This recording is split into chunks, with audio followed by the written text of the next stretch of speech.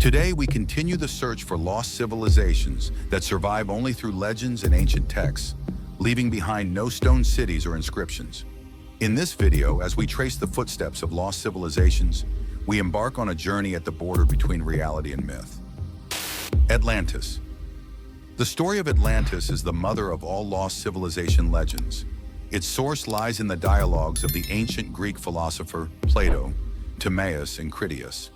According to Plato, this civilization existed 9,000 years before his own time, which would be around 9,600 BC.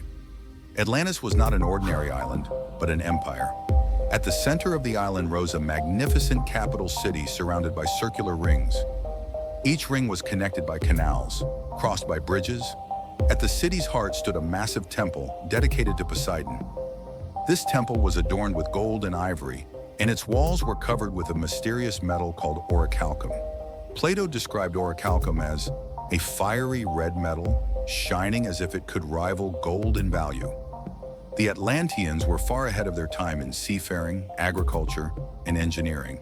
They built a true metropolis with canals irrigating vast plains, harbors where enormous ships could dock, and marketplaces surrounded by temples. Yet hidden within this grandeur was a warning. According to Plato, the Atlanteans were originally virtuous, governed by just laws and faithfully devoted to Poseidon. Over time, however, pride, ambition, and greed corrupted their spirits. This angered the gods, who punished them.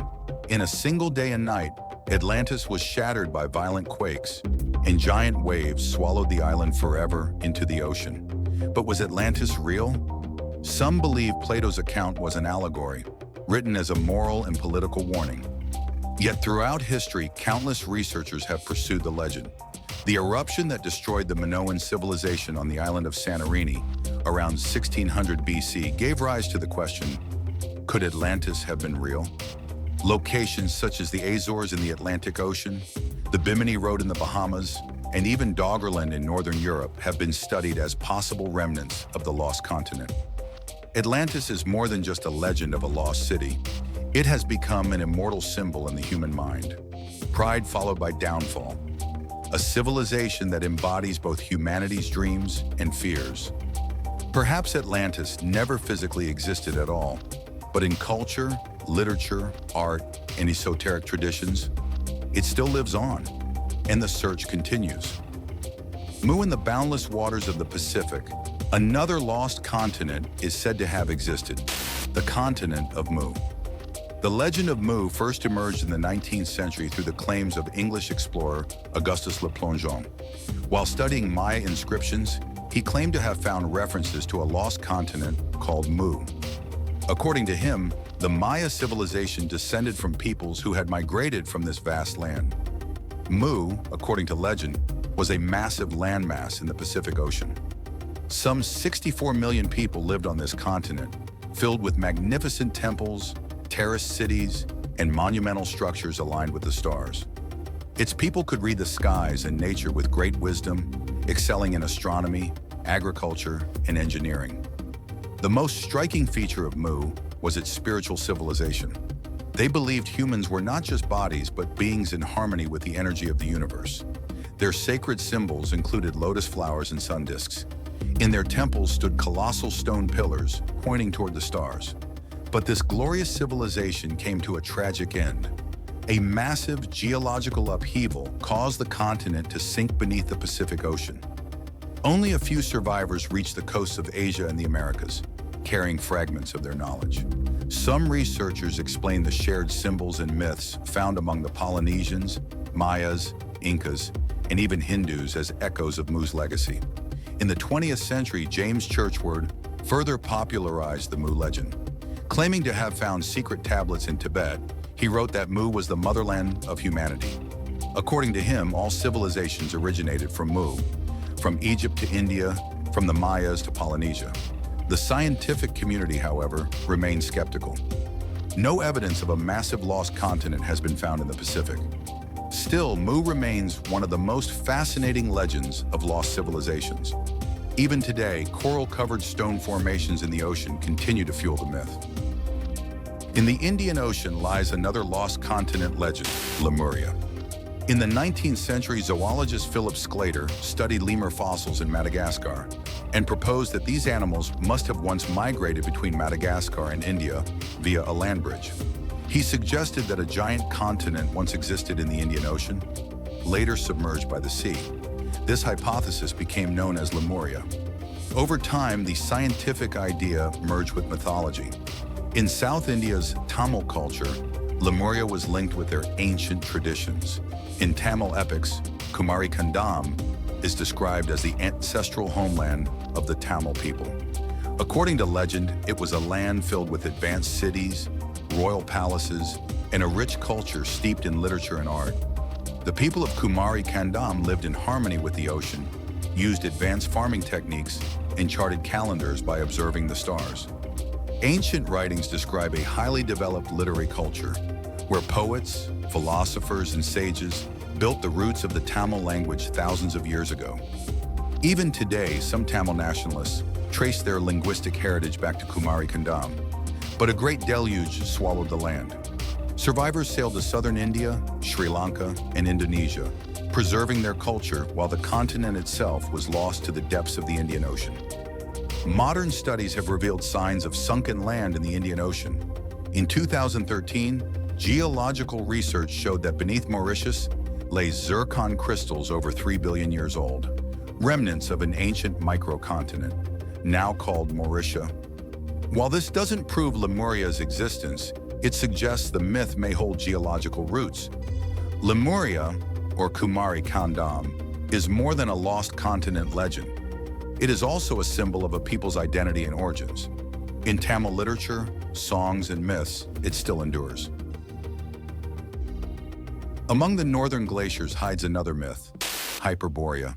This legend appears in the earliest texts of ancient Greece.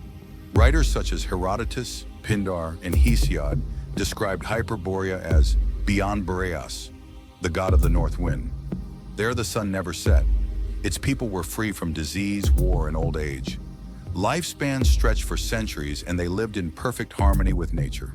The Hyperboreans were described as a pure and peaceful civilization devoted to Apollo. According to legend, Apollo left Delos every winter to dwell among the wise Hyperboreans. Thus, Hyperborea became not only a geographic place, but also a spiritual center. Greek geographers speculated about its location. Some placed it in northern Europe, others in Siberia, and still others in the frozen Arctic. During the Middle Ages, maps marked septentrional northern regions, echoing the Hyperborea myth. During the Renaissance, occult circles embraced Hyperborea as a lost land of wisdom. In the 20th century, however, the myth took a darker turn. Some ideological and esoteric groups interpreted it as the homeland of a superior race. Nazi occultists, in particular, searched the Arctic for this lost origin, demonstrating how an innocent myth could be twisted. From a modern perspective, Hyperborea symbolizes the idea of the Golden Age. It embodies humanity's longing for a lost harmony, immortality, and union with nature. Perhaps Hyperborea never truly existed, but the myth remains a crystal-clear expression of humanity's yearning for a perfect past. Throughout history, most lost continents and civilizations have been sought in the depths of oceans or beyond icy lands. But another legend is sought not in the visible world, but in the spiritual realm, Shambhala. Shambhala is described in Tibetan Buddhism's Kalachakra Tantra texts. It is portrayed as a radiant kingdom hidden in the valleys of the Himalayas, surrounded by golden dome palaces. Yet Shambhala is not just a physical place, it is also a symbol of consciousness and pure spirituality. Its people are said to live in harmony with nature and the cosmos, having reached a higher wisdom. Here there is no war, greed, or disease. Its ruler is a wise king called Rigden Jepo, whose lineage is destined to one day send forth a messianic figure to save the world from chaos. The Shambhala legend grew not only in Buddhist and Hindu traditions, but also in the imaginations of Western occultists and mystics. In the 19th and 20th centuries, explorers sought Shambhala, some placing it in the Gobi Desert, others in the icy peaks of the Himalayas. In some esoteric teachings, Shambhala is seen as a center where the wisdom of Atlantis, Mu, and Lemuria has been preserved. It is said to hold the secrets of the past, sacred texts, and ancient technologies. From a modern viewpoint, Shambhala symbolizes humanity's hope for salvation. It is not just a lost city, but an outward projection of humanity's inner journey toward enlightenment. Perhaps Shambhala is not hidden in the valleys of the Himalayas, but within the depths of human consciousness. In the forests of South America echoes another legend, El Dorado. The term El Dorado literally means the golden man. According to Spanish chronicles, explorers in the post-Columbian era learned of a Muisca ritual of kingship. When a new ruler was chosen, he would cover his body in gold dust, sail out onto Lake Guatavita, and offer gold and gems to the waters as sacred offerings to the gods. But when this story reached European ears, its meaning changed.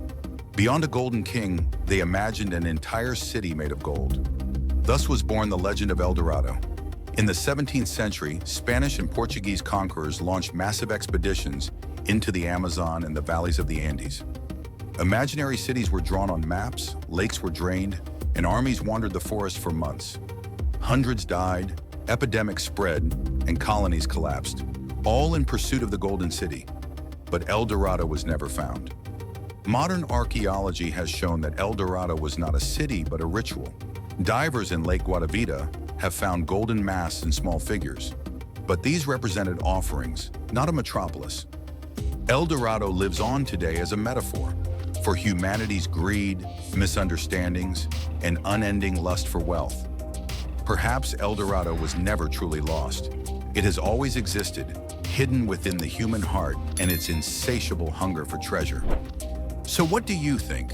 Did these lost civilizations really exist once upon a time? Or are they creations of humanity's collective imagination? Please share your thoughts in the comments.